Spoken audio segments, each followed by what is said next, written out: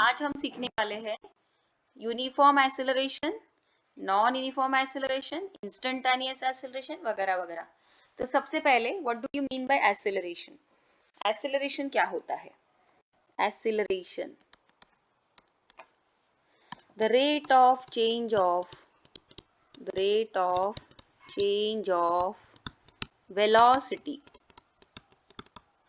with respect to time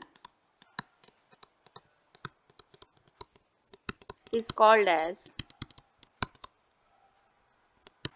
acceleration. So what do you mean by acceleration? The rate of change of velocity with respect to time is called as acceleration. यानी time के अनुसार velocity का change होने का rate, time के अनुसार velocity का change होने का रेट, इसको बोलते हैं एक्सेलरेशन। यानी कैसा रे? सपोज एक आधा पार्टिकल पहले 2 मीटर पर सेकंड के साथ मूव ऑन कर रहा था, तो इसकी इनिशियल वेलोसिटी थी 2, ठीक है। अब मैंने उसको 3 सेकंड के बाद देखा तो उसकी वेलोसिटी हो गई है सपोज टू बी 8 मीटर पर सेकंड, तो उसकी वेलोसिटी चेंज हो गई v2।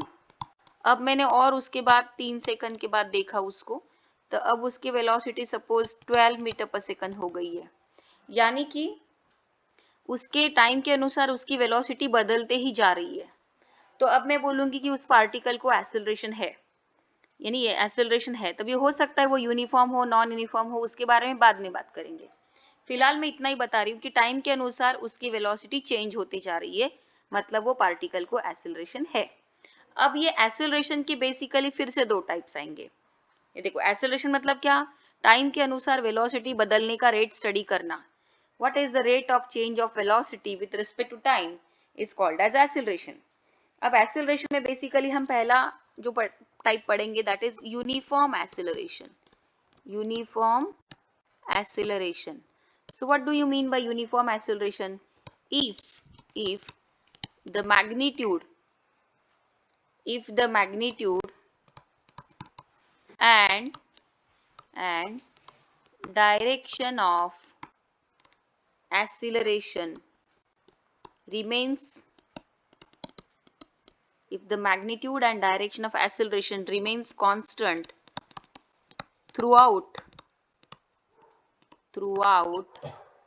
the motion of particle, then it is said to be in uniform acceleration. देखो इसका मीनिंग बताती हूँ। If the magnitude and direction of acceleration remains constant throughout the motion of the particle, then it is any one, the particle is said to be in uniform acceleration. So what do you mean by that? अगर एक आधा particle motion में है तो उसके acceleration का magnitude और acceleration की डायरेक्शन, वेलोसिटी की नहीं बोल रही मैं अभी, एक्सेलरेशन की। अगर एक आधा पार्टिकल मोशन में है, पर्टिकुलर मोशन में, अभी हमें नहीं मालूम उसका कैसी वो यूनिफॉर्म है कि नॉन यूनिफॉर्म, मुझे नहीं मालूम, बट हम उसको क्राइटेरिया कैसे जज करेंगे? अगर एक आधा particle throughout the motion चलते जा रहा है और थ्रू आउट द मोशन उसके एक्सेलरेशन का मैग्नीट्यूड और एक्सेलरेशन की डायरेक्शन, एक्सेलरेशन का मैग्नीट्यूड और एक्सेलरेशन की direction, magnitude and direction of acceleration remains constant. तो if the magnitude and direction of acceleration remains constant throughout the motion of the particle, then it is said to be uniform acceleration. तो देखो, uniform acceleration बोला, uniform velocity नहीं है, let me clear. जब particle uniform velocity में होता है तो एक्सेलरेशन 0 होता है। अभी मैं 0 एक्सेलरेशन की बात ही नहीं कर रही हूँ, अभी मैं बोल रही हूँ कि पार्टिकल को एक्सेलरेशन है, अभी एक्सेलरेशन है, बट वो कांस्टेंट है कि फ्लक्चुएटिंग है, उसकी बात चल रही है। तो यूनिफॉर्म एक्सेलरेशन का मीनिंग में अगर अपने अनाड़ी भाषा में बोलूंगी तो कांस्टेंट एक्सेलरेशन। अगर अनाड़ी भाषा में बोलूं यूनिफॉर्म एक्सेलरेशन यानी कांस्टेंट एक्सेलरेशन, यानी एक्सेलरेशन चल रहा है बट कांस्टेंट चल रहा है। तो आप बोलेंगे मैडम कैसा, हमें तो बहुत कंफ्यूज हो रहा है। तो देखो मैं एक एग्जांपल बताती हूँ आपको, उसको समझने के लिए एक एग्जांपल हम डिस्कस करेंगे। देखो यही एग्जांपल मैं कैरी ऑन करती हूँ नीचे,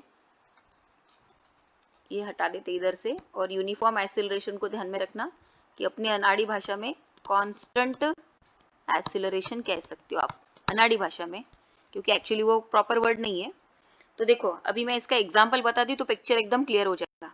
एक पार्टिकल है, वो पहले चल रहा था वेलोसिटी कितना 3 मीटर पर सेकंड के साथ, ओके। फिर मैंने उसको 4 सेकंड के बाद ऑब्जर्व किया, 4 नहीं लेते, ज़्यादा लोगे 2-2 सेकंड के बाद ऑब्जर्व करते उसको। तो अभी उसकी वेलोसिटी हो गई 6 मीटर पर सेकंड। फिर मैंने और 2 सेकंड के बाद ऑब्जर्व किया तो उसकी वेलोसिटी हो गई 9 मीटर पर सेकंड। फिर मैंने और 2 सेकंड के बाद ऑब्जर्व किया तो उसकी वेलोसिटी हो गई है 12 मीटर पर सेकंड। तो अब मैं क्या करूंगी, मैं उसका भी एक्सेलरेशन कैलकुलेट करती हूँ, ठीक है। एक्सेलरेशन कैलकुलेट करेंगे, कहाँ से कहाँ तक, पहले यहाँ से यहाँ तक करती हूँ। तो फाइनल वेलोसिटी 6, इनिशियल वेलोसिटी 3 और ये सब हुआ है 2 सेकंड में, है ना। What is how you calculate acceleration, final minus initial upon time. तो फाइनल है 6 मीटर पर सेकंड, इनिशियल है 3 और ये सब 2 सेकंड में हुआ है, तो 6 माइनस 3 अपॉन 2, तो 6 माइनस 3 3 अपॉन 2 यानी 1.5 मीटर पर सेकंड स्क्वायर। अब ये यूनिट कैसे बनाया रे मैंने एक्सेलरेशन का, तो acceleration is equal to velocity upon time. Velocity का यूनिट है मीटर पर सेकंड, टाइम का यूनिट है सेकंड, तो मीटर पर second upon second becomes metre पर सेकंड स्क्वायर। हमने units dimension and measurement chapter में पढ़ा था ना, यूनिट कैसे बनाने का, मेजरमेंट चैप्टर में पढ़ा था कि नहीं, यूनिट कैसे बनाने का। तो मीटर पर सेकंड स्क्वायर, Yes. हाँ ओके, मीटर पर second square is the unit of acceleration. तो सबसे पहले मैंने क्या किया, देखो हमारा पार्टिकल पहले 3 मीटर पर सेकंड के साथ चल रहा था, बाद में 6 मीटर पर सेकंड के साथ। तो फिर मैंने फाइनल माइनस इनिशियल वेलोसिटी किया, तो 6 माइनस 3 तो मेरे को मिला 3 और ये सब 2 सेकंड में हुआ है, तो 3/2 यानी कि 1.5 मीटर पर सेकंड स्क्वायर। बाद में मैंने 6 को इनिशियल पकड़ा और 9 को फाइनल पकड़ा और फिर से एक्सेलरेशन निकाला। तो फाइनल है अभी 9, इनिशियल है 6 और ये भी सब 2 सेकंड में हुआ, तो 9 माइनस 6 3 अपॉन 2 अगेन 1.5 मीटर पर सेकंड स्क्वायर। फिर मैंने 9 को इनिशियल पकड़ा और 12 को फाइनल पकड़ा और फिर से निकाला एक्सेलरेशन। तो 12 minus 9 upon 3 sorry 12 minus 9 upon 2 यानी कि फिर से 3 upon 2 that is again 1.5 metre पर second square. So what you can observe from this, you can observe कि हर बार उतना ही एक्सेलरेशन का मैग्नीट्यूड आते जा रहा है। आर यू गेटिंग, हर बार उतना ही एक्सेलरेशन का मैग्नीट्यूड आते जा रहा, मतलब ये एक्सेलरेशन का मैग्नीट्यूड कांस्टेंट रह रहा है, ठीक है। और एज वेल एज उसकी ये मोशन करते वक्त जो डायरेक्शन है वो भी मेंटेन है, तो फिर डायरेक्शन भी नहीं बदल रही है, तो एक्सेलरेशन का मैग्नीट्यूड भी नहीं बदल रहा और डायरेक्शन भी नहीं बदल रही। मैंने एक्सेलरेशन का बोला, सुनो वेलोसिटी का नहीं बोला, पिक्चर क्लियर होना चाहिए। अगर मैं वेलोसिटी का मैग्नीट्यूड नहीं बदलेगा ना तो एक्सेलरेशन 0 होगा। आप यहाँ पे नोट डाउन करो एग्जाम्पल में कि वेलोसिटी का मैग्नीट्यूड बदल रहा है कि नहीं, बोलो तो सही। वेलोसिटी का मैग्नीट्यूड बदल रहा है ना, बदल रहा है Yes, कि नहीं। ma'am. अच्छा, और एक बात नोटिस करी क्या, Yes, ma'am. एक और बात नोटिस करी क्या कि वेलोसिटी का मैग्नीट्यूड बदल रहा है लेकिन इक्वल अमाउंट से बदल रहा है। 6 माइनस 3 3, 9 माइनस 6 3, 12 माइनस 9 3। वेलोसिटी का magnitude changes y equal amount in equal interval of time, ठीक है ना। वेलोसिटी का मैग्नीट्यूड इक्वल टाइम इंटरवल में इक्वल अमाउंट से बदल रहा है, तो इसलिए एक्सेलरेशन का मैग्नीट्यूड कांस्टेंट आ रहा है। और साथ साथ में मैंने ये भी पिक्चर किया कि पार्टिकल कांस्टेंट डायरेक्शन में जा रहा है, तो अभी यहाँ पर एक्सेलरेशन का मैग्नीट्यूड भी कांस्टेंट और डायरेक्शन भी कांस्टेंट। तो ये एग्जांपल तुम्हारा हो गया यूनिफॉर्म एक्सेलरेशन का। काहे का एग्जांपल हो गया, यूनिफॉर्म एक्सेलरेशन का एग्जांपल हो गया। अब मैं आपको नॉन यूनिफॉर्म एक्सेलरेशन का एग्जांपल दिलाती हूँ, बट बिफोर दैट एक बार यूनिफॉर्म एक्सेलरेशन के डेफिनेशन को रिवाइज कर देते हैं। What is the definition of uniform acceleration? If the magnitude and direction of acceleration remains constant throughout the motion of the particle, then it is said to be in uniform acceleration. कि पूरे motion के through अगर एक आधे particle के acceleration का magnitude और direction दोनों मेंटेन है तब वो पार्टिकल यूनिफॉर्म एक्सेलरेशन में है, ऐसा कहते हैं। अब बच्चे क्या पूछते, मैडम यूनिफॉर्म एक्सेलरेशन होगा तो क्या वो पॉजिटिव ही आना चाहिए क्या? तो मैं ऐसा नहीं बोलूंगी।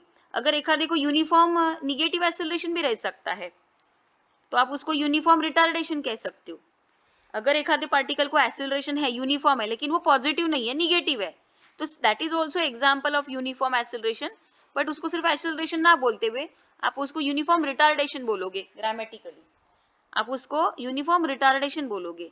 बट वहां पे जैसे कि अच्छा ठीक है ना, मैं उसका भी एग्जांपल ले लेती तो पिक्चर क्लियर हो जाता। सपोज एग्जाम्पल नंबर 2 ले लेते, मतलब जितने ज्यादा एग्जाम्पल लूंगी ना आपकी आइडियाज क्लियर होती जाएंगी। सपोज एक पार्टिकल 20 मीटर पर सेकंड के साथ चल रहा था इनिशियली, मैंने उसको 4 सेकंड के बाद ऑब्जर्व किया, तो बाद में उसकी वेलोसिटी बन गई है 16 मीटर पर सेकंड। फिर मैंने और 4 सेकंड के बाद उसको ऑब्जर्व किया तो वो 12 मीटर पर सेकंड हो चुकी है। फिर मैंने और 4 सेकंड के बाद ऑब्जर्व किया तो 8 मीटर पर सेकंड हो चुकी है। अब मैं क्या करती हूँ, मैं उसका एक्सेलरेशन की वैल्यू निकाल के देखती हूँ। तो मैं करूंगी फाइनल माइनस इनिशियल। तो फाइनल अगर मैं इसको ये पकड़ू, ये देखो 16, 16 माइनस 20 अपॉन 4, तो ये -4 अपॉन 4 यानी कि -1 मीटर पर सेकंड स्क्वायर, राइट? बराबर है क्या, बोलो? फिर नेक्स्ट मैंने डिस्कस किया, सुनो, नेक्स्ट एग्जांपल में मैंने देखा कि 16 से 12 हो रही है। हाँ सुनो, 16 से 12 यानी 16 से 12 हो रही है। फिर मैंने फाइनल पकड़ा 12, इनिशियल पकड़ा 16, और ये सब 4 सेकंड में हुआ है ना। टाइम इंटरवल भी मैंने 4-4 सेकंड का लिया था ना, आप कितना भी ले सकते हो, मैं एग्जांपल के तौर पे, मुझे तो कोई फिगर पकड़ना पड़ेगा ना। तो 12 माइनस 16, तो ये -4 हो गया अपॉन 4, हो गया -1 मीटर पर second square. Again I have notice that person. फिर मैंने देखा तो उसकी अभी 12 से 8 हो गई थी, तो अभी फाइनल है 8, इनिशियल है 12 upon 4, 8 minus 12 again -4 upon 4, again -4/4 1, और निगेटिव का निगेटिव -1 मीटर पर सेकंड स्क्वायर। अब बोलिए, अभी भी मुझे एक्सेलरेशन की वैल्यू हर बार कांस्टेंट मिल रही है।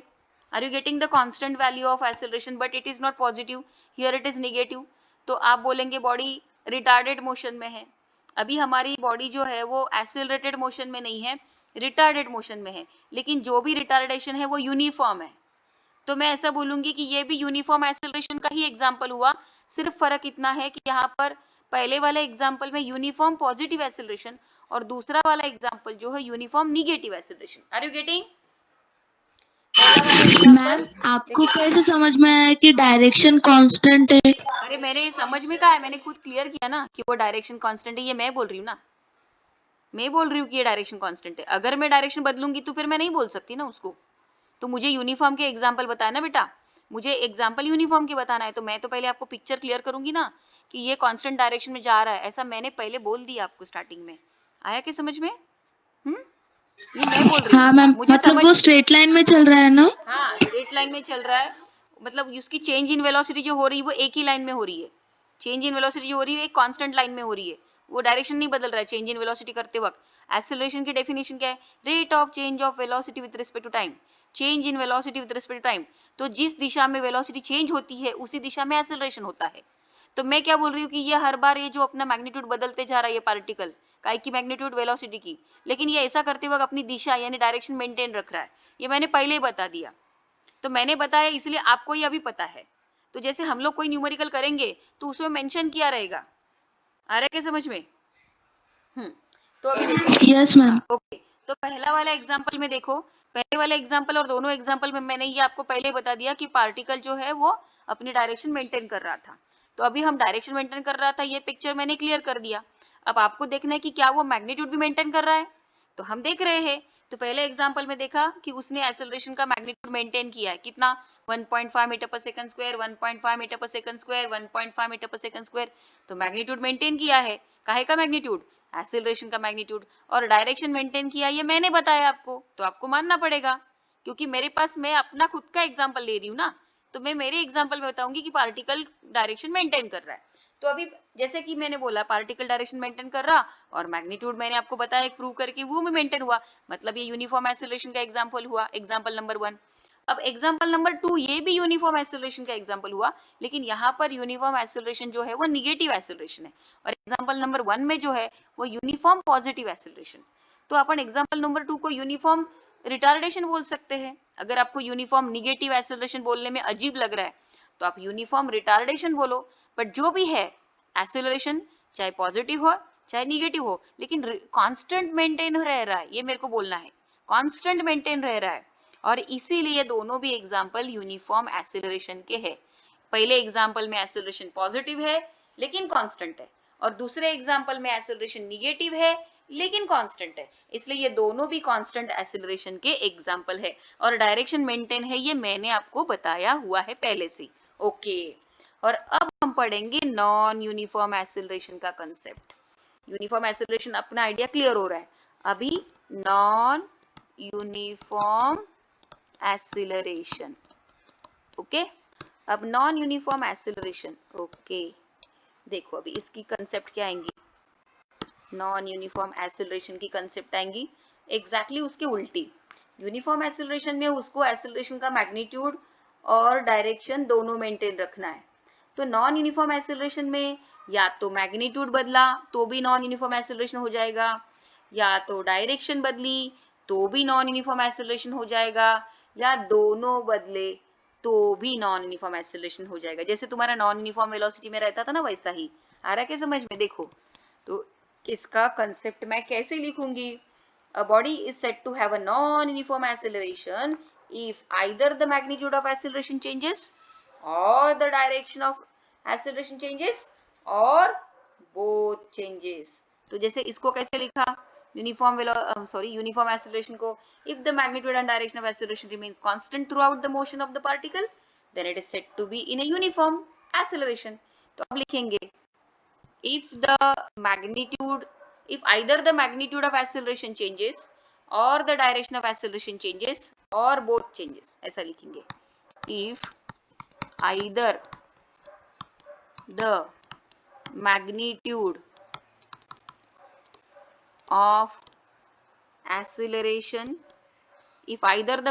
of acceleration changes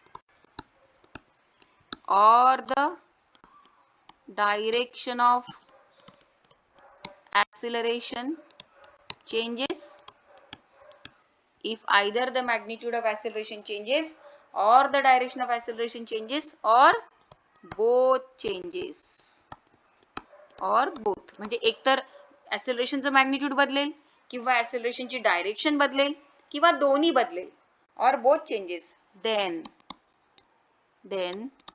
the throughout the motion of particle, ऐसा लिखना पड़ेगा, throughout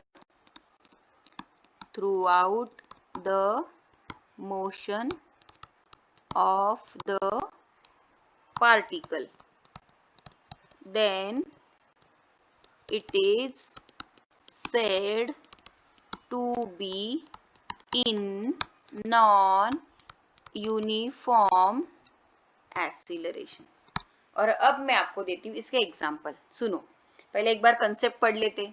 if either the magnitude of acceleration changes और the direction of acceleration changes और both changes throughout the motion of the particle then it is said to be in a non uniform acceleration. तो सुनो, आपको मालूम है ना कि acceleration ये वेक्टर क्वांटिटी है, तो इसको भी तो डायरेक्शन होती है ना, तो इसकी भी डायरेक्शन कंसीडर तो करना पड़ेगा।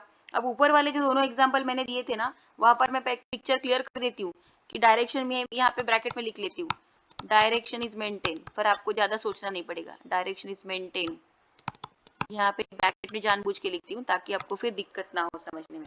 अच्छा, अभी मैं नॉन यूनिफॉर्म एक्सीलरेशन का एग्जांपल लेती हूँ। सुनो, एक पार्टिकल पहले चल रहा था 2 मीटर पर सेकंड के साथ, फिर मैंने उसको 2 सेकंड के बाद देखा तो उसकी वेलोसिटी 5 मीटर पर सेकंड हो गई थी। फिर मैंने और अगले बार 2 सेकंड के बाद देखा तो उसकी वेलोसिटी हो गई थी 9 मीटर पर सेकंड, ठीक है ना। फिर मैंने और 2 सेकंड के बाद देखा तो उसकी वेलोसिटी 10 मीटर पर सेकंड हो गई थी। सुनो रे, तो अभी ना मैं इसका एक्सेलरेशन काउंट करूंगी। तो देखो, पहले मैंने देखा तो 2 मीटर पर सेकंड थी, फिर 2 सेकंड के बाद after I have observe the person तो वो 5 मीटर पर सेकंड के साथ चल रहा था। तो मुझे लगता है ये एग्जांपल मेरे को नेक्स्ट पेज पे लेना पड़ेगा क्योंकि यहाँ पर ये जगह नहीं होगी इसको डिस्कस करने के लिए। नेक्स्ट पेज पे जाते हैं हम लोग, नेक्स्ट पेज। ओके, कितना चल रहा था पहले वो 2 मीटर पर सेकंड के साथ, फिर कितना हो गया 5 मीटर पर सेकंड, फिर कितना हो गया 9 मीटर पर सेकंड, फिर कितना हो गया 10 मीटर पर सेकंड। ये सब मैंने 2-2 सेकंड के बाद ऑब्जर्व किया, 2 सेकंड 2 सेकंड 2 सेकंड। ओके, और यहाँ पर सपोज डायरेक्शन मेंटेन है, suppose direction is maintain, direction maintain है, ये मैंने क्लियर किया आपको, यानी मैंने दिया आपको लिख के। तो डायरेक्शन मेंटेन, तो मैंने क्या बोला, सिर्फ डायरेक्शन मेंटेन होने से नहीं होता ना, दोनों मेंटेन होंगे तो यूनिफॉर्म एक्सेलरेशन होगा, तो यहाँ पे डायरेक्शन मेंटेन है। अब देखते हैं मैग्नीट्यूड मेंटेन है क्या, लेट अस सी। एक्सेलरेशन, अब फाइनल माइनस इनिशियल, तो 2 to 5 हुआ, तो 5 - 2 अपॉन 2, तो 5 - 2 3 अपॉन 2, यानी ये 1.5 मीटर पर सेकंड स्क्वायर आया। अब देखते हैं 5 to 9, ठीक है, नेक्स्ट एक्सेलरेशन काउंट करते हैं। तो 9 फाइनल, इनिशियल है 5 मीटर पर सेकंड, ये सब 2 सेकंड में हुआ। 9 - 5 4, 4/2, तो ये आया 2 मीटर पर second square. Are you getting? ये समझ में आ रहा है बेटा आपको सबको? Yes ma'am. Yes okay, ma'am. Yes अब मैम। अब आप मुझे बताइए Yes, ma'am. Yes ma'am. हाँ, तो थर्ड एग्जांपल में फाइनल वेलोसिटी कितनी है बोलो, 10, और इनिशियल कितनी? 10 मीटर इनिशियल कितनी? 9, 9। और ये सब कितने सेकंड में हुआ? 2 2 seconds. 10 - 9 1, 1/2, यानी कि 0.5 मीटर पर सेकंड स्क्वायर।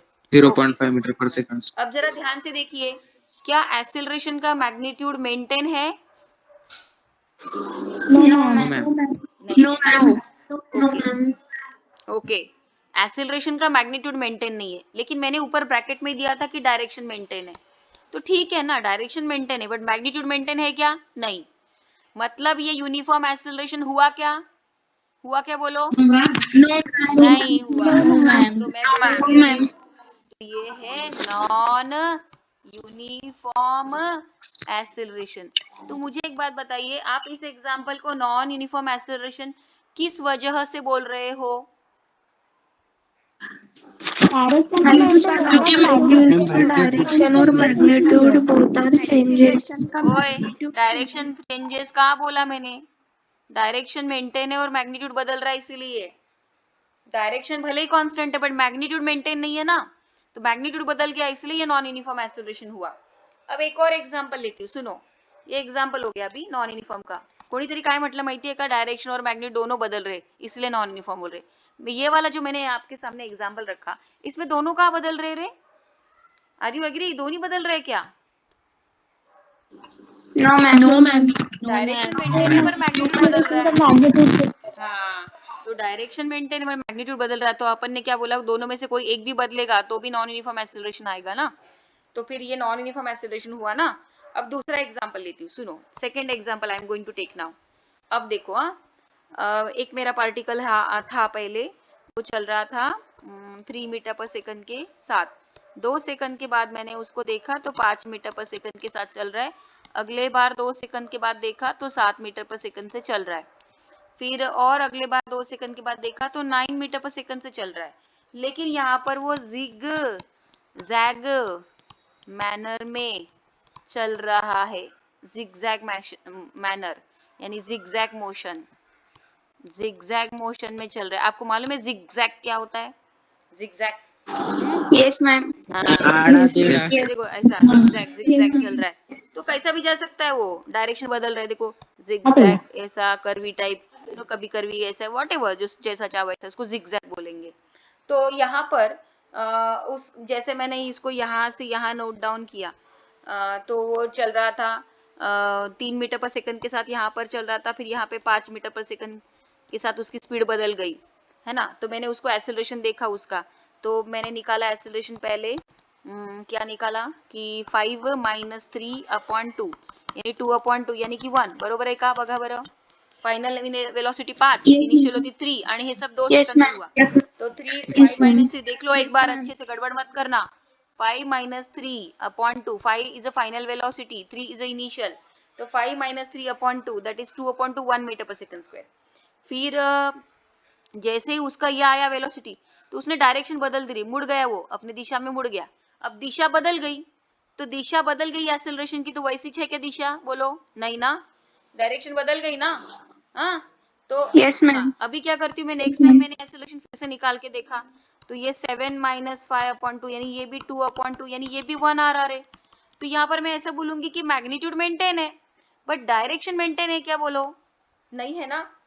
No ma'am. हाँ, तो यहाँ पर मैं बोलूंगी it is also non uniform acceleration, ये भी नॉन यूनिफॉर्म एक्सिलरेशन का, नॉन यूनिफॉर्म एक्सिलरेशन बिकॉज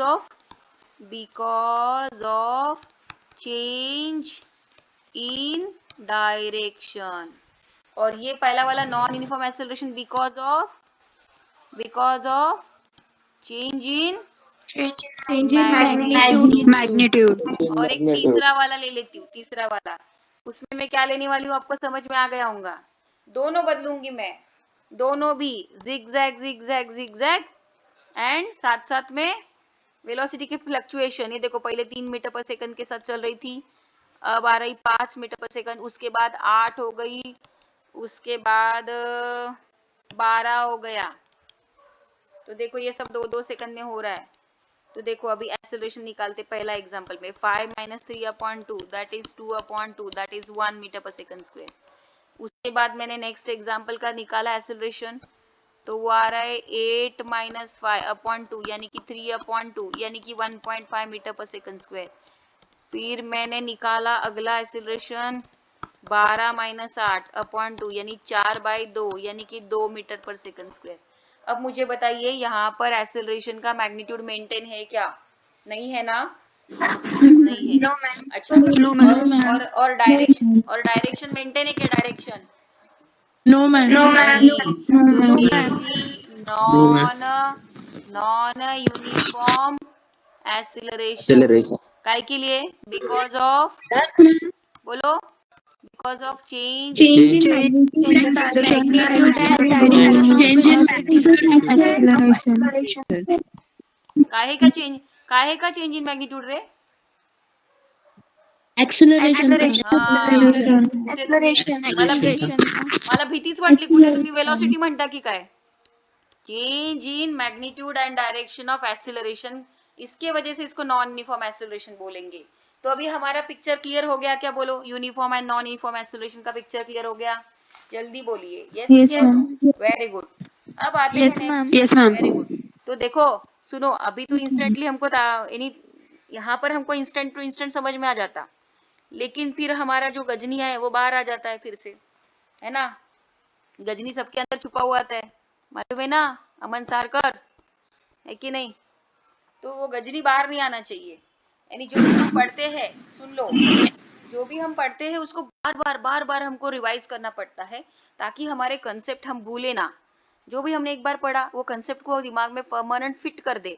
रट्टा नहीं मारना है। फिजिक्स को जो रट्टा मारेगा ना, फिजिक्स जो रट्टा मारेगा वो आगे नहीं जाएगा, क्योंकि फिजिक्स ये रट्टा मारने वाला सब्जेक्ट ही नहीं है।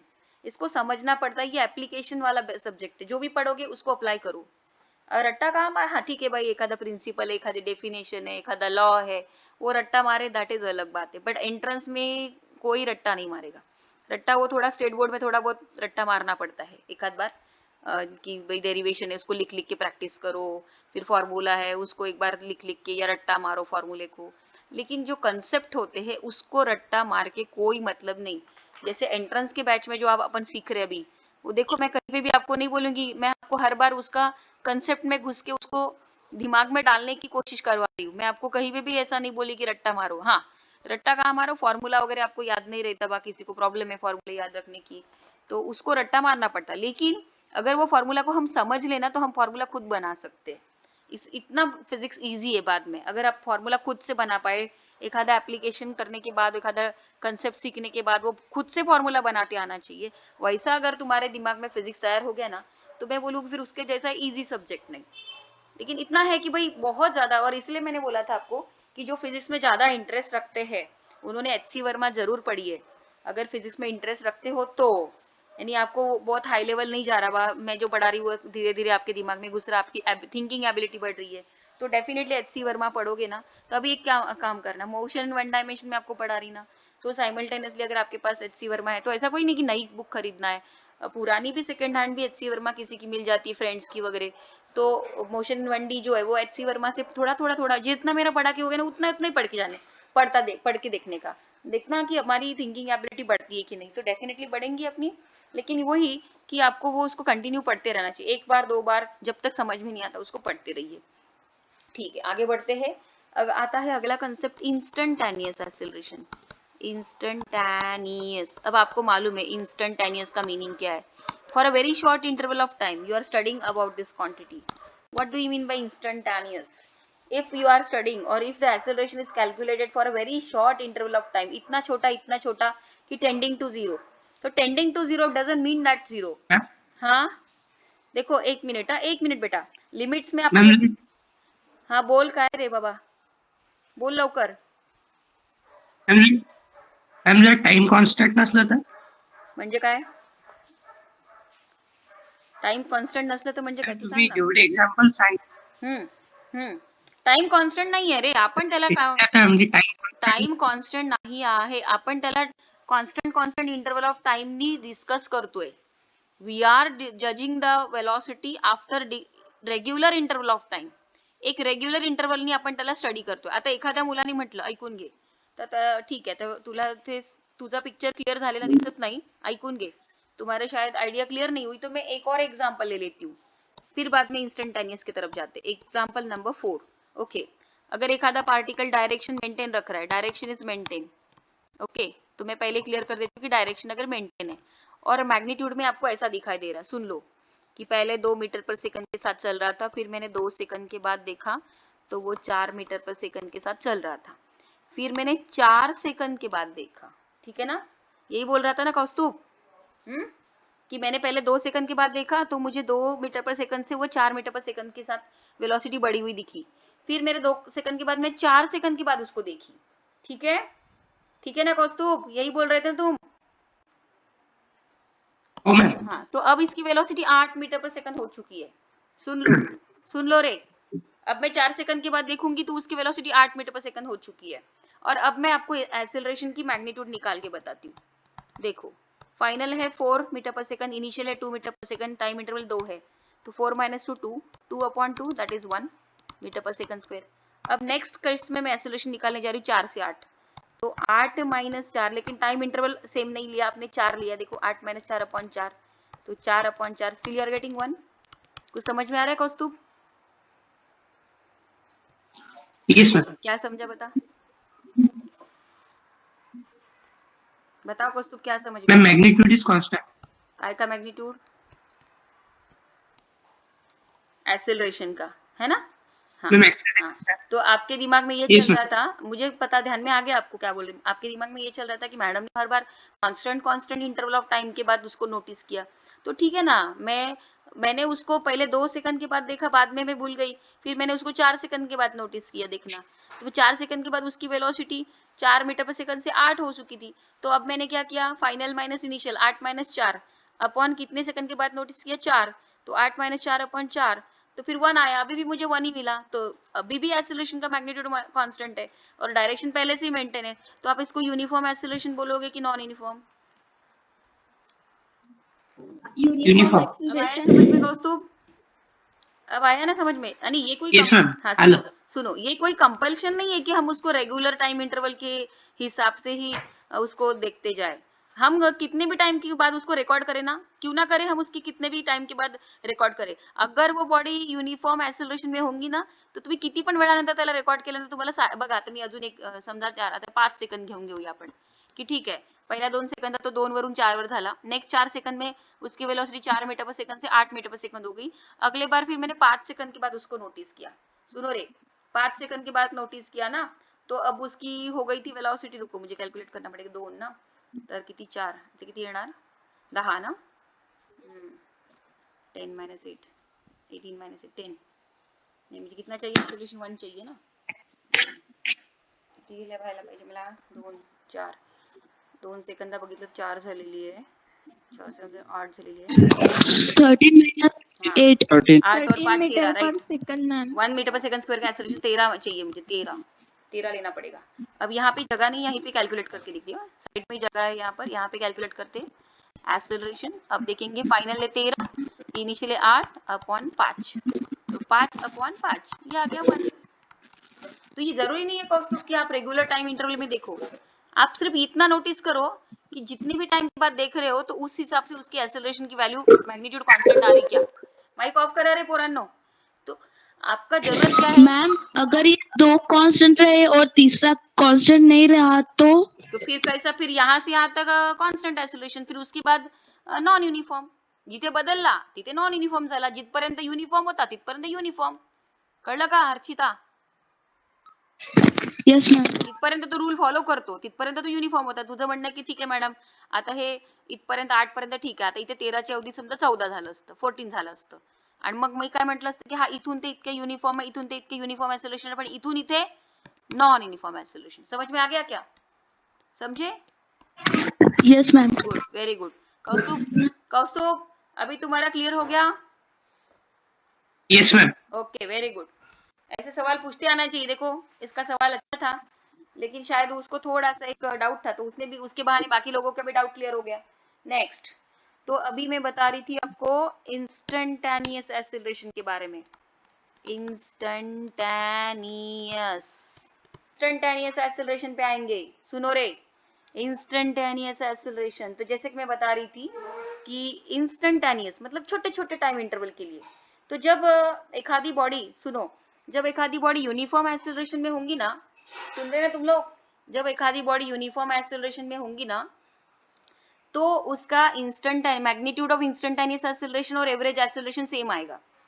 अगर एक आधी बॉडी यूनिफॉर्म एक्सेलरेशन में होंगी तो उसके एक्सेलरेशन का मैग्नीट्यूड, इंस्टेंटेनियस एक्सेलरेशन का मैग्नीट्यूड और एवरेज एक्सेलरेशन का मैग्नीट्यूड सेम आएगा अगर वो यूनिफॉर्म एक्सेलरेशन में होगी तो. लेकिन अगर वो नॉन यूनिफॉर्म एक्सेलरेशन में होगी तो उसके इंस्टेंटेनियस एक्सेलरेशन का मैग्नीट्यूड और एवरेज एक्सेलरेशन का मैग्नीट्यूड अलग अलग आएगा. क्यों? क्योंकि वो नॉन युनिफॉर्म एक्सेलरेशन में थी. काय म्हटलं आता हिंदीमध्ये म्हटलं ना, आता मराठीत सांगते. जर एखादी बॉडी युनिफॉर्म एक्सेलरेशन मध्ये असेल तर इंस्टंटेनियस एक्सेलरेशनचं मॅग्निट्यूड आणि एव्हरेज एक्सेलरेशनचं मॅग्निट्यूड सारखं येईल, सेम येईल. आणि जर एखादी बॉडी नॉन युनिफॉर्म एक्सेलरेशन मध्ये असेल तर इंस्टंटेनियस एक्सेलरेशनचं मॅग्निट्यूड आणि एव्हरेज एक्सेलरेशनचं मॅग्निट्यूड वेगवेगळं येईल. आता मला काय म्हणायचंय, तुम्हाला वाटत मॅडम काय हेवी लेसन है, बहुत हेवी लग रहा है बहुत. तो सुनो, मैं बता रही हूँ. सबसे पहली बात क्लियर कर दूं कि ये वाला जो लेसन है ना, मोशन इन वन डायमेंशन, ये नीट और जेडबलई में है. ठीक है, मोशन इन वन डायमेंशन ये लेसन नीट और जेडबलई में है. सीईटी में अभी तक 2-3 साल से जो सीईटी का सिलेबस है उसमें 1D का लेसन नहीं है. तो फिर आपको लग रहा होगा मैडम फिर हम सीईटी वालों को हम क्यों सिखा रहे हैं आप लोग? तो तुम्हारा ब्रेन वॉश करने के लिए. ठीक है ना. सीईटी वालों के लिए आंसर है कि why I am teaching this topic very first, because this is the basic of the physics. ये तुम्हारे फिजिक्स का बेसिक है और ये नीट और जेडबलई को है, ये लेसन सीईटी को नहीं है. तो सीईटी वाले ज्यादा टेन्शन मत लो की बाबा मला खूप भारी चाललो, पण नीट जेडबलई वाले त्यांनी मात्र सिरियसली या लेसनला पूर्णपणे सिरियसली घ्यायचंय. तर सीईटी वाले म्हणजे मग आम्ही नाही करणार मॅडम. नाही पीरियड करायचंय. का बरं? सांगते तुम्हाला. सुबह जो तुम्हारा रोटेशनल डायनामिक्स चैप्टर चालू है ना स्टेट बोर्ड में, उसमें तुमको इस लेसन का इतना फायदा होगा. जब हम न्यूमेरिकल करेंगे ना काइनेमेटिकल इक्वेशंस के, तो उसमें आपको स्टेट बोर्ड में इस लेसन की कमांड आ जाएंगी. इसीलिए सीईटी वालों ने भी ये लेसन अटेंड करना है और इसीलिए ये मेरी शुरुआत है कि मैंने शुरुआत में ये हेवी लेसन को हात लगाया. नाही तर अच्छे लोग पहिले ये हेवी लेसन नहीं लेते. इझी घेतात मुलांचं आणि इझी मध्ये घोटाळतात. मग मुलांना हा मला येतंय लाईक दॅट. मी एकदम जंप मारला याच्यावर. का बरं हेवीवर? मी तुम्हाला त्या दिवशी सांगितलं ना, मी खूप मोठी रिस्क घेतलेली आहे. पण आता तुम्हाला तेव्हा सांगणार नव्हती की सीईटी वाल्यांना हा लेसन नाहीये, सांगणार नव्हती. पण मी आता सांगितलं. मी सांगणारच नव्हती ऍक्च्युली, आता सांगते. पण का सांगितलं? कारण तुम्ही घाबरून जाल ना म्हणून. तर सीईटी वाल्यांना हा लेसन आता तरी या 2020 पर्यंतच्या सीईटीच्या बॅच मध्ये नव्हता सिलेबस मध्ये. मे बी नवीन सिलेबसचं सीईटीचं पोर्शन अजून आलेलं नाहीये, हे पण सांगते. तर नीट आणि जेडबलई मध्ये कंपल्सरी आहे. पण आता होऊ शकतं समजा नवीन सिलेबस मध्ये हा ऍड झाला तर सीईटी मध्ये जोपर्यंत पिक्चर क्लिअर होणार नाही तर आपण कशाला रिस्क घ्यायची. म्हणून सगळ्यांनी तो शिका लेसन. आणि अजून एक मी याचा ऍडव्हान्टेज कोणता सांगितला की ये लेसन में आपके पॉइंट अगर क्लियर हो गए, कन्सेप्ट क्लियर हो गए, तर तुम्हाला कशात फायदा होणार आहे म्हणून सांगितलं मी सकाळी. कशात फायदा होणार आहे सांगा? काय में फायदा होने वाला है? रोटेशनल डायनामिक्स में जो काइनेमेटिकल प्रॉपर्टीज करोगे. हाँ, वेरी गुड. तो मेरा कैसा रहता है, ये लेसन जिसने हाथ लगा दिया और उसको जम गया वो रियल फिजिक्स पढ़ने वाला पर्सन है. जो लेसन ये लेसन जिसको जम गया ना, उसकी फिजिक्स में अपन कोई यही नहीं कर सकते. वो फिजिक्स में 100% आगे जाएगा. तो इसीलिए हर एक की कोशिश है ये वाला लेसन मेरे को अच्छे से समझ में आना चाहिए. तो चाहे वो सीईटी वाला हो, चाहे नीट वाला हो, जेडबलई वाला हो, भले वो लेसन सीईटी में ना हो, बट हमको ये पढ़ना है. क्यों? हमको हमारे कंसेप्ट क्लियर करना है through out the physics syllabus. आगे भी आपको जिसको काइनेमेटिक्स अच्छे से समझ में आ गया ना, वो कुछ भी अच्छे से पढ़ सकता है, ये ध्यान में रखना। तो ये कायनेमेटिक्स आहे, indirectly motion one dimension two dimension belonging to kinematics. तर याच्यातला मी पहिला पार्ट, याच्या मोशन वन डायमेन्शनचा काही पार्टच सीईटी वाल्याने शिकवणार आहे आणि याच्यापेक्षा पण हेवी पार्ट जो आहे तेव्हा मी सांगणार की तुम्ही सीईटी वाले अटेंड नका करू. जो एकदम हेवी पार्ट जेव्हा चालू करेल ना तेव्हा मी सांगेन की तुम्ही नका अटेंड करू, कारण तुमच्या डोक्यावरनं जाईल. आणि तरी कोणाला एखाद्याला इंटरेस्ट असेल तो करू शकतो, काही प्रॉब्लेम नाही. एखाद्याची लेवल आहे बा, मी सीईटी घेतलाय मॅडम पण माझी लेवल आहे हा पार्ट अटेंड करायची, तर करायचं. पण मग त्याच्याने माझ्या नावाने बोंबलायचं नाही, कळलं का? कारण मी सिलेबस नहीं बदलू शकत. Let me tell you that, physics का सिलेबस नहीं बदल सकती मैं. सिलेबस तो जो है वो वही पढ़ना पड़ेगा, समझे क्या? ना तो तुम मैडम बदल सकते हो, ना तुम फिजिक्स का सिलेबस. तुम अपने आप को बदल सकते हो. कैसे? By doing the hard work. तो इंस्टेंटेनियस एक्सेलरेशन क्या है सुनो. What is mean by instantaneous acceleration? The acceleration studied for a particle for a very short interval of time. The time tends to very very small, that is zero. तर तुम्ही maths मध्ये बघा limit शिकले ना, तर limit टाकतात. कधी पण कुठली पण क्वांटिटी इन्स्टंटॅनी शिकत असेल त्याच्यात लिमिट टाकतात. तर लिमिट डेल्टा टी किंवा टी टेंड्स टू झिरो म्हणू शकता, बिकॉज आप टाइम लेते हो ना, तर limit delta T tends to zero, del V by del T is called acceleration, that is instantaneous acceleration. ठीक है. और अगर डेफिनेशन लिखना है तो in simple you can say the acceleration studied or calculated, you can say studied or calculated for a very short interval of time. The acceleration calculated. आज लतीफ सरांचा period आहे का रे? Yes, ma'am. No, मला ma'am. वाटलं नाहीये म्हणून मी नाही सांगितलं. मॅम. आहे की नो नाहीये? मॅम. नाही मॅम. हा, तर मग ठीक आहे. No, ma'am. तर ठीक आहे, मग 2-3 मिनिटं आपण एक्सटेंड करू शकतो. The acceleration calculated for a very short interval of time is called as a instantaneous acceleration. अब तुम्हारा दिमाग में चल रहा होगा मैडम इंस्टेंटेनियस एक्सेलरेशन का क्या है? तो जैसे ये देखो, एखादा पार्टिकल है, ये जो एक सर्कुलर मोशन में एक पार्टिकल चल रहा है, तो अभी तो तुमको मालूम है टेंजेंशियल एक्सेलरेशन हमने पढ़ा ना. एक पार्टिकल सर्कल में चल रहा है तो नॉन यूसीएम में होगा तो उसको दो एक्सेलरेशन रहता है ना रे, एक टेंजेंशियल और एक कौन सा रहता है, रेडियल. तो suppose tangential along the tangent रहता, सुनो, हाँ टेंजेंशियल अलोंग द टेंजेंट होता, तो ये टेंजेंट की, तो ये टेंजेंशियल एक्सेलरेशन की डायरेक्शन हो गई एटी की, ऐसे देखो. फिर पार्टिकल यहाँ पे आ गया तो ये ऐसी हो गई, फिर यहाँ पर आ गया तो ऐसी हो गई, फिर यहाँ पे आया तो ऐसी हो गई. तो ये टेंजेंशियल एक्सेलरेशन की डायरेक्शन बदलते नहीं जा रही क्या? इंस्टेंट टू इंस्टेंट बदलते जा रही है ना, है ना? मैम बदल रही है. हाँ हाँ हाँ. तो मुझे बताइए, सुनो, तो यहाँ पर टेंजेंट की डायरेक्शन इंस्टेंट टू इंस्टेंट बदलते जा रही है, मतलब इनडायरेक्टली इस एक्सेलरेशन की डायरेक्शन बदलते जा रही है. तो ये इसको यूनिफॉर्म एक्सेलरेशन बोलेंगे कि non uniform? Non-uniform acceleration. Non-uniform acceleration. Non uniform. तो नॉन यूनिफॉर्म एक्सेलरेशन बोल रहे हैं, राइट. अच्छा, एक और चीज, A T is equal to are alpha, ऐका रे, A T is equal to are alpha असतो ना, तुम्ही सर्क्युलर मोशन मध्ये शिकलात ना. तर समजा अल्फा कॉन्स्टंट राहत असेल, सपोज अल्फा कॉन्स्टंट है, अल्फा कॉन्स्टेंट बोला मैंने, जीरो नहीं बोला, सुन लो. A t is equal to are alpha, alpha constant है और आर का मैग्नीट्यूड वैसा भी कॉन्स्टेंट है, तो एटी का मैग्नीट्यूड कॉन्स्टेंट नहीं आएगा क्या? A t is equal to are alpha होता है, सुन लो, a t is equal to are alpha होता है, और अल्फा यानी एंगुलर एक्सेलरेशन का मैग्नीट्यूड अगर कांस्टेंट आ रहा है और रेडियस वेक्टर का मैग्नीट्यूड वैसा भी कांस्टेंट रहता है, तो फिर एटी का मैग्नीट्यूड कांस्टेंट नहीं आएगा क्या? ठीक है, आएगा. एटी का मैग्नीट्यूड कांस्टेंट आ रहा है लेकिन डायरेक्शन कांस्टेंट आ रही क्या? बताओ, नहीं आ रही ना, नहीं आ रही. No, ma'am. Instant to instant A T की डायरेक्शन बदलती जा रही है, और इसीलिए हम इस एटी को, इस टेंजेंशियल एक्सेलरेशन को, हम इसको नॉन यूनिफॉर्म एक्सेलरेशन बोलेंगे. क्या बोलेंगे? ये कौन सा है? Non uniform Non-uniform acceleration. Acceleration. Point. Okay, very good. म्हणजे अशा टाइपचे एक्झाम्पल आपल्या डोक्यात आले पाहिजे, आणि असे तुमच्या माइंड मध्ये पण असे क्वेश्चन्स आले पाहिजे की मॅडम हा तसा एक्झाम्पल येईल का, तो तसा एक्झाम्पल येईल का. हा, आता अजून एक समजा असं असतं की सपोज एटी तर आर अल्फा आहे, पण alpha is not constant. Alpha is not constant म्हणजे व्हेरिएबल आहे, बदलतोय अल्फा. तर A T is equal to are alpha, तर अल्फा आर तर सर्कलची रेडियस आहे, ती तर कॉन्स्टंट राहते, पण अल्फा बदलते जा रहा, तो फिर एटी इज नॉट कॉन्स्टेंट ना, फिर एटी कॉन्स्टेंट नहीं रहेगा. ठीक है, तो फिर एटी का, हाँ सुनो, A T is equal to are alpha, and alpha is not constant, assume to be, alpha constant नहीं आ रहा है, तो फिर AT is equal to are alpha, तो AT भी कांस्टेंट नहीं आ रहा. अब AT का मैग्नीट्यूड भी बदल रहा है और डायरेक्शन भी, तभी भी ये नॉन यूनिफॉर्म एक्सेलरेशन हुआ कि नहीं, बोलो. हाँ मैम. ठीक है, आ रहा है. आज तो मुझे बहुत कुछ पढ़ाना था, ग्राफ वगैरह पढ़ानी थी, पोजीशन टाइम ग्राफ पढ़ाना था, स्लोप पढ़ाना था. आपको मैथ्स में स्लोप वगैरह मालूम है क्या रे? मैथ्स में slope is the ratio of y intercept. Yes ma'am. हा, तर थोडंसं मॅथमॅटिक्स मध्ये वाचून ठेवा बरं. The ratio of y intercept upon x intercept is called as a slope.